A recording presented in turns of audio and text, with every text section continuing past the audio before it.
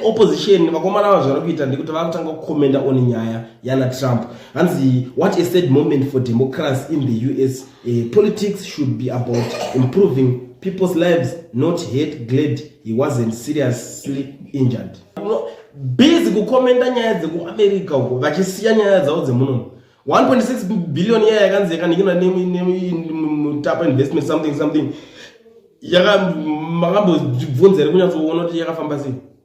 Hamuna basa nazvo muri kukomenda nyaya dzekuAmerica zvinhu nebasa rese zvekuAmerica zvinobatsira chii Zimbabwe zvinhu zveAmerica panapa zvinobatsira chii mari yakawanda izvozvo kwakabuda musuno pachinzi corruption ningi pazodai ningi akaita corruption kwakati havana mbozvitaura kana pamasocial media avo hapana kwavakazvikana kuparliament kwacho havasumudze muromo kutaura zvinhu izvozvo but they are busy commenting on nyaya dzana Trump dzinotipa chii.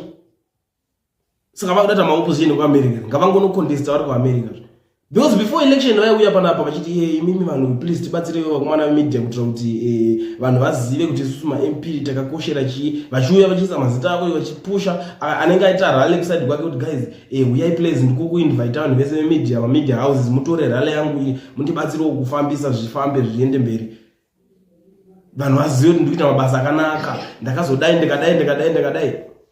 Nhasi manje dzanyaya dzekunzi muchishanda kushanda zvamakapinzirwa basa zvacho hamuchatokwanisi makukomenda zvinhu zvana Trump ayo handisi kuramba. Charity begins at home guys, charity begins at home. Ngavatange vambokomenda nyaya dzemuno muZimbabwe. Ina handina kana any problem with these guys zvinhu zvese zvanongachita but look at this nonsense zviri kuitwa muZimbabwe.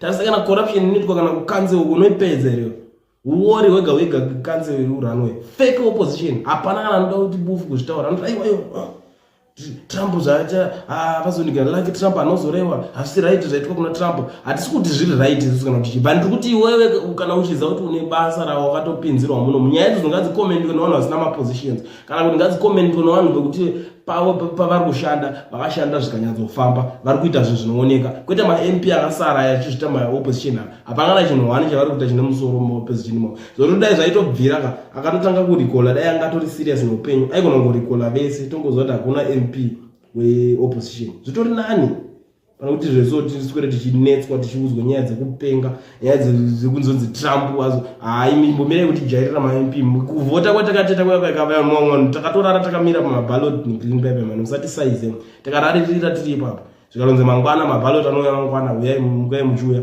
vanhu vakaita pungwe vachinotrai kuvhoterai nhasi mapinda maakuita mafanizi akadaro iwayo inda muchibhitiraya vanhu mimi ndivana vakatengesa struggle mbotitirewo serious dzana Trump imbomirai charity begins at home tangai makomenda dzemunomo.